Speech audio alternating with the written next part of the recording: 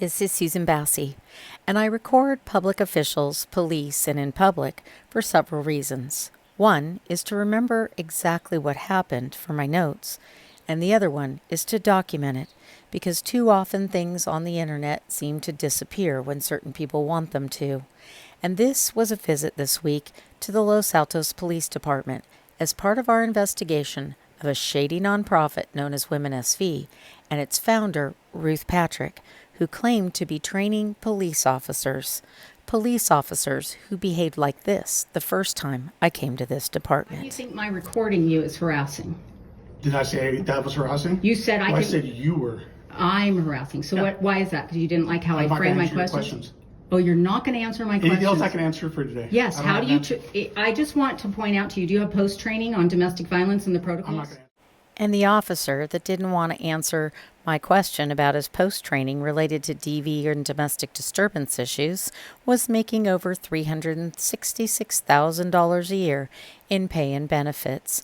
And this is how he behaved when people walked into the police department with a camera. You're not going to answer that. Do you have any questions I can answer for you today? Yes, I'd like you to know, Officer Jeffries, that when women come I'm in... a sergeant. For anyone who might want to make an abuse report to the police department, they're probably not going to care what the title of that police officer is. They're going to care more about how that police officer treats them.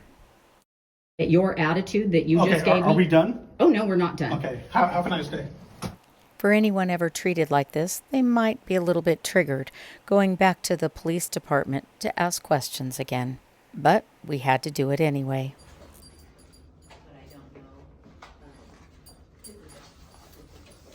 Hi. I'm recording. For anyone who ever doubts the importance of recording police and the importance of training and First Amendment auditors and cop watchers, let that be a lesson to you. 2 years after I encountered the first officer, that was the reaction from the woman behind the counter when I told her I was recording her. My Jane Doe, who was the first woman known to access WomenSV, passed away on Good Friday. And I am doing a large investigation and report on the impact of WomenSV on her for the last decade of her life. And so I've been requesting records since 2020, really since 2020 on this. But there were things that she told me, and I keep asking for the records, and I'm not getting what I need. So I'm gonna try to explain it again and see if you can help me. Okay. So WomenSV started in and around 2015, and it was a nonprofit, and Ruth Patrick was the founder, and she had been divorced, and her divorce attorneys were with the law firm Hoag Fenton. And Jane Doe 1 told me that when she was probably the first woman to start trying to go to WomenSV for help. Okay. And so I have tracked how she found the organization and what she did. And one of the things that she said was that WomenSV was validated by the Los Altos town crier, and that they put articles out that were written by Ruth, that Ruth presented, that she had this support group and everything else. But Ruth was not a therapist. I have her records from 2 5150s. She had some serious mental health issues, so I've kind of tracked that. But I'm mostly trying to attract how it is that everybody believed her, thought she was doing something. And I've done that with Jane Doe because she was one of the ones that went on the media with her and went to all of her fundraisers. But the thing that she said to me, and I've been reviewing all of her old emails and recordings. She recorded a lot of the WomenSV meetings. Sorry, there's a fly. But she was very firm that Ruth was doing training for the Los Altos police. And Ruth got certified in post-certified in 2023. Okay. But before that, she was not a therapist. Okay. She did not have any formal training. She had been a teacher for a few months in the area and had been terminated. She considered herself an educator, so whatever. She was a self-proclaimed educator.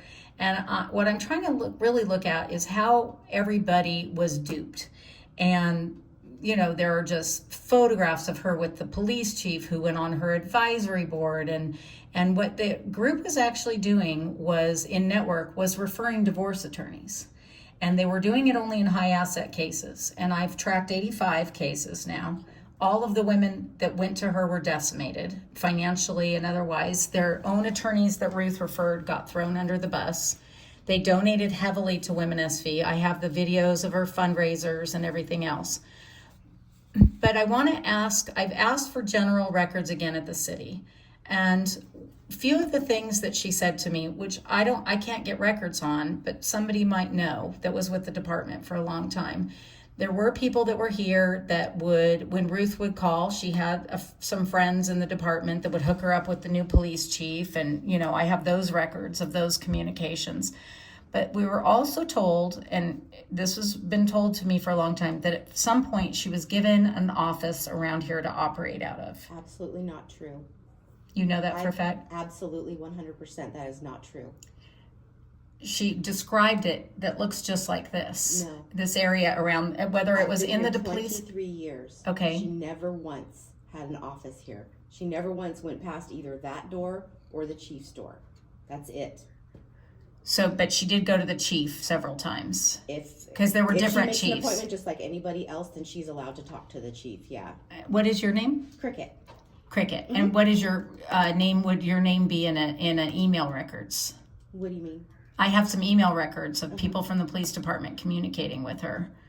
Did you communicate with her? Not through email, no. Okay. I'd have to address her at the front counter just like this. Okay, so when she came in here, I know she got her flyers out here, right? I'm just trying to look for what did she do to get these women to believe that she was going to help them? I wish I could tell you. Like I said, I'm kind of like the hostess. I sit you at your seat, or I get you to the person you need. Right. So I don't know how So that she works. usually had an appointment with the chief, and you would see that. Sometimes she would just walk in and say, we need this person to talk to an officer.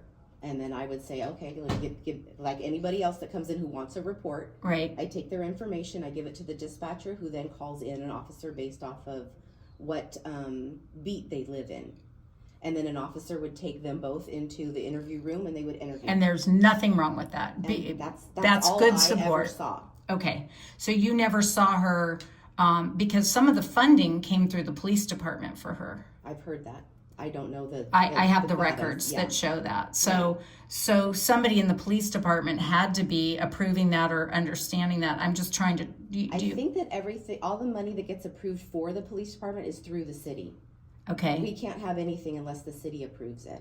Okay, so is there a police association that she might have worked with that helped her out, or? I don't know that the chiefs that she worked with, the two chiefs that I know that she worked with have left, and I don't have any way of questioning what they did. Right, and you never really saw anything like that at all, other than her come in with a person and give a report. Correct. And that you don't need to be a therapist or any, You could be you your can be a best neighbor. friend That's right. And we want people to be able to learn to do that because it is scary to talk to police Absolutely. and explain that. Okay. So were there ever any calls for service that she would have called police to come to the Masonic Lodge to talk to the women there, or no? That I don't know. Okay. I didn't take any personal calls for direct, like wanting to have someone come somewhere. Okay. If she would call, she'd say, "Oh, can I speak to the chief?" And I just send her to the chief's assistant. So wherever it went from there, whether it was making an appointment, whether it was talking personal stuff, I don't know. So the chief's assistant, did it stay the same person through the rotation of different chiefs? For a few of them, yes. I think Okay. that one was there as well. Okay, I'm really bad on names. So your police chiefs were at the time, the two chiefs that she worked with. Do you remember their names? Tuck Eunice. Tuck and Eunice. Andy Galea. And Andy Galea. And Andy Galea went on her advisory board. Oh, I don't Did you know anything that? about that, no. Okay, I mean, it was after he left the department, but that was just bizarre to me that he would go on her advisory board. And the other one was Tuck Eunice. Mm-hmm. And then do you still have the same chief that was after Andy? No, she moved on to another department. Okay, so who is the chief now? Her name is Saskia Legrigan. Okay, She came from Santa Clara. I don't believe she knows anything about Ruth okay. because Angela said, "We're done. Goodbye." So Angela was the one that said that. Yes. Is there a record of that? I don't know. I just know that she stopped coming around. Well, my reporting stopped the funding for her last year, and I brought some of the women that were affected, and they spoke at the meeting, and the city council was going to vote on it, and there were some still trying to push to give her money. The publisher of the Los Altos Town Crier that took over, Dennis Young, that took over in 2019, he's on her board, and he also did her taxes. So we're kind of looking at some of that. So the other question that I have for you is, on a public corruption case, you guys investigating public corruption, or do you refer it to the district attorney? That would be a question for someone higher than me, like my watch commander or something. Okay. Because I'm not an actual officer. I work the front desk here Okay. and assist. I'm just wondering, when our work or our people, our sources come up with information that could indicate public corruption, I'm just wondering, I don't want to go to the district attorney because he was connected to WomenSV in a way that's uncomfortable, and he's a Los Altos resident, so his tax money kind of went to help her too. So I'm just wondering if your new chief would take a report, or how I would be able to present something like that if I had someone wanting to bring something forward. Usually everything starts, you just come to the front counter and say that you want to make a report, and then you start with an officer. Okay. So then from there, it goes up the chain based off of how supervisors want to divvy up the work. Okay. So that's the general how it works here. I don't know specifics on cases.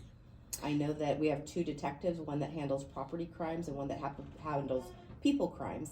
And then the supervisor handles all the over stuff. Okay.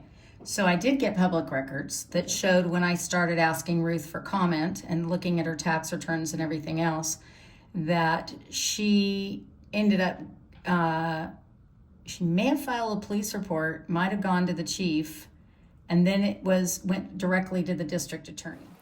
So you just heard the process of how everybody else is supposed to file a police report, but we found through public records requests that certain individuals, like Ruth Patrick from WomenSV, sometimes calling herself Ruth Darlene, was able to email the police chief and get appointments. She was able to email concerns about my asking for comment on records, and she was able to email in her complaints and try to have me criminally prosecuted for asking for comment about what all the Jane Does were reporting she was doing in a nonprofit that claimed to help survivors of abuse. And they were communicating with her because I have that in records. Okay. So that wouldn't be the procedure, right? She would have had to, if she wanted to call, if she said, I'm a Los Altos resident and this woman is harassing me, or whatever it was she was claiming I was doing, then the procedure would have been for her to come here and make a complaint at the front desk. Correct. Okay, that's very helpful. Cricket, thank you. And thank you for telling me about you're done with WomenSV. That's exactly how every police department should have somebody in their front office communicating with the public or members of the media. And we're continuing to do our investigation of how one woman, an immigrant from Canada, came to Silicon Valley and got $2.2 million convincing everybody she was doing something good, when her mental health reports show that she thought police officers were trying to unlive her, and then she started training those police officers, and we got police officers like Officer Jeffrey. So we're going to continue following the money and following how this one woman duped so many people and the harm that her police training caused right here in Los Altos and beyond. But I also don't keep track of what training officers have to do.